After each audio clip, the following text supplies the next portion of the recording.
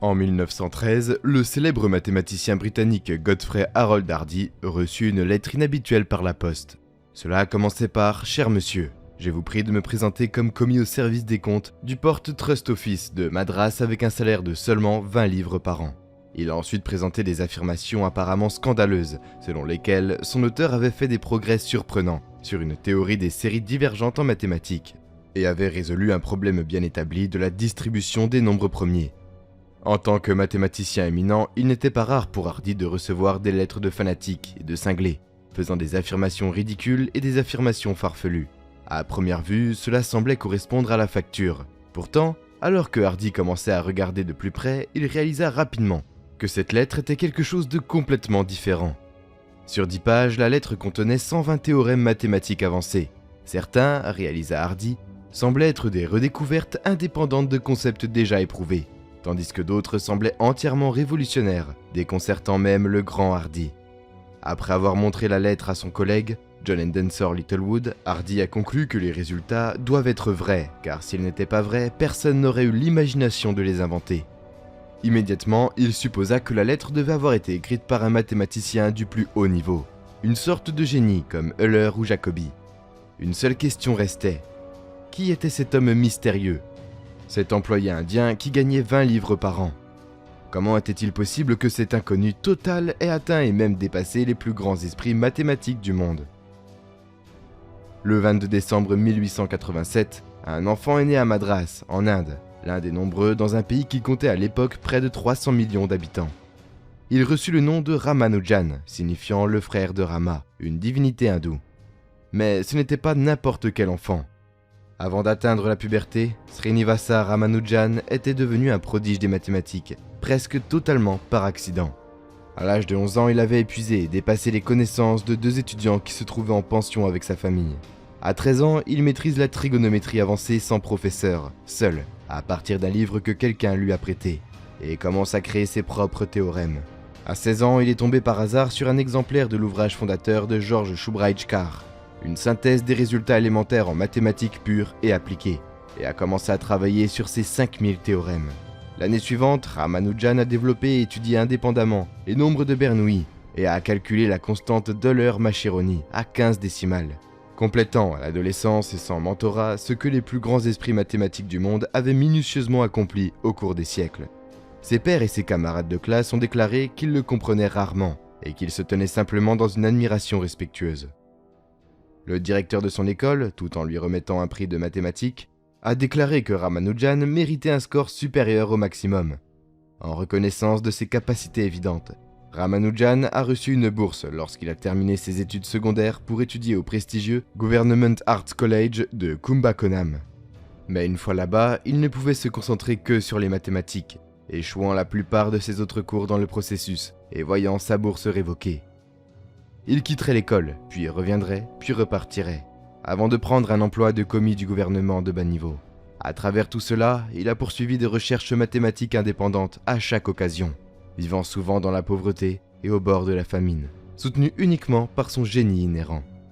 C'est peut-être là que s'est terminée l'histoire de Ramanujan, inconnu et non découvert dans un bureau poussiéreux, enfoui sous les détails d'un commis.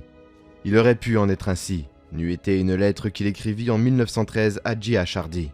C'était Hardy ayant sauvé la lettre de Ramanujan de la poubelle littérale et figurative de l'histoire, qui était heureusement assez ouvert d'esprit pour reconnaître qu'il avait découvert quelque chose d'incroyable chez son auteur.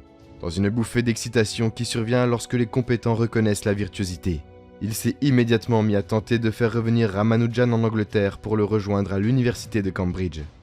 Après une certaine résistance initiale, Ramanujan a accepté et s'est lancé dans le difficile voyage à travers le canal de Suez, du joyau de l'Empire à son cœur. À son arrivée en Angleterre, Ramanujan a étonné Hardy avec sa capacité naturelle. C'était un mathématicien sans formation, avec un style excentrique que personne n'avait vu auparavant, et un talent qui semblait sans limite. Grâce à leur collaboration, Hardy a fourni la formation qui manquait auparavant à Ramanujan, polissant métaphoriquement le diamant du mieux qu'il pouvait. Bientôt, Ramanujan a stupéfié les mathématiciens chevronnés, avec des théorèmes restés sans solution pendant des siècles et des idées jamais envisagées auparavant. En peu de temps, il est devenu une figure presque mythique de la communauté mathématique, une sensation aux capacités apparemment impossibles. Il a été nommé l'un des plus jeunes membres de la Royal Society à 31 ans, puis est devenu le premier Indien jamais élu membre du Trinity College. L'enfant prodige était devenu un phénomène à l'âge adulte. Puis, aussi vite qu'il est venu, il est parti. À la fin de la Première Guerre mondiale, souffrant de problèmes de santé provoqués par les privations en temps de guerre de son régime végétarien religieux, Ramanujan rentrerait chez lui en Inde.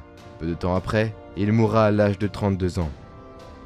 Des années après la mort de Ramanujan, Hardy a été invité à évaluer d'éminents mathématiciens, sur la base de leur talent pur en utilisant une échelle de 1 à 100. Il s'est donné un 25, son collègue et ami Littlewood un 30. Il a donné au légendaire mathématicien allemand David Hilbert, l'un des esprits les plus influents du 19e siècle, un 80. À Ramanujan, il a donné un score de 100. Ayant travaillé plus étroitement que quiconque avec Ramanujan, Hardy a commémoré sa capacité unique dans la déclaration suivante. Il combinait un pouvoir de généralisation, un sens de la forme et une capacité de modification rapide de ses hypothèses, souvent vraiment surprenantes, et le rendait, dans son domaine propre, sans rival à son époque. Les limites de ses connaissances étaient aussi surprenantes que sa profondeur. Voilà, un homme qui pouvait élaborer des équations modulaires et des théorèmes à des ordres inouïs, dont la maîtrise des fractions continues était au-delà de celle de n'importe quel mathématicien dans le monde, qui avait trouvé pour lui-même l'équation fonctionnelle de la fonction zeta, et les termes dominants de plusieurs des problèmes les plus célèbres de la théorie analytique des nombres. Et pourtant, il n'avait jamais entendu parler d'une fonction doublement périodique ou du théorème de Cauchy, et n'avait en effet que la plus vague idée de ce qu'était une fonction d'une variable complexe. En bref, Ramanujan était capable de surpasser même les plus grands mathématiciens, tout en manquant de connaissances et les outils de base qu'il utilisait. Il n'a pas construit son travail sur le travail des autres, mais a plutôt semblé l'inventer pour lui-même. Au total, Ramanujan a compilé quelques 3900 résultats mathématiques au cours de sa vie.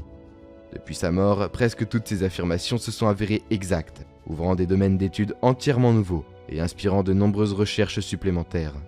En fait, son influence sur le domaine était si importante que The Ramanujan Journal a été créé en tant que publication scientifique consacrée uniquement au travail dans les domaines des mathématiques influencés par Ramanujan.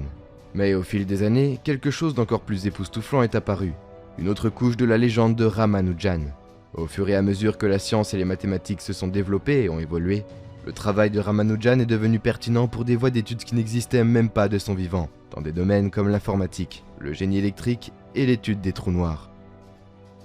Considérez par exemple qu'à son époque, personne ne savait que les trous noirs étaient quelque chose à étudier. Pourtant, Ramanujan avait déjà développé une formule qui serait utilisée pour décrire leurs propriétés des générations plus tard.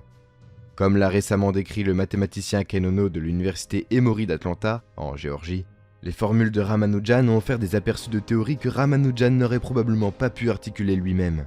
Des théories dont personne n'avait besoin jusqu'à ce qu'ils en aient besoin. Comment est-ce possible ? Comment Ramanujan aurait-il pu connaître des choses qui n'existaient pas ? Comment a-t-il pu fournir des idées si loin au-delà de ce qui était compris à son époque ? À propos de cela, Ono a déclaré « Il est inconcevable qu'il ait eu cette intuition, mais il doit l'avoir. » Tandis que son collègue mathématicien Freeman Dyson de l'Institute for Advanced Study de Princeton a proclamé que Ramanujan avait une sorte de tour de magie que nous ne pouvons pas comprendre. Peut-être que Dyson était sur quelque chose. Il y avait peut-être un facteur que nous ne comprenons pas au travail. Pas la magie, mais quelque chose d'autre. Ramanujan était connu comme un hindou profondément religieux. Plusieurs fois, il a attribué sa capacité mathématique à sa déesse familiale, Namagiri, affirmant qu'une équation pour moi n'a de sens que si elle représente une pensée de Dieu. Il a décrit le rêve de gouttes de sang qui symbolisait cette déesse, et comment, après ses rêves, il recevait des visions de formules mathématiques complexes sur des rouleaux, se déroulant devant ses yeux.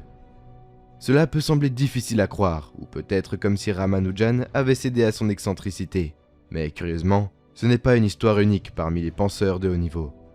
Le créateur du tableau périodique, le chimiste russe Dmitri Medvedev, a déclaré qu'il lui était venu dans un rêve que tous les éléments, y compris certains qui n'avaient même pas été encore découverts, se sont simplement mis en place devant lui.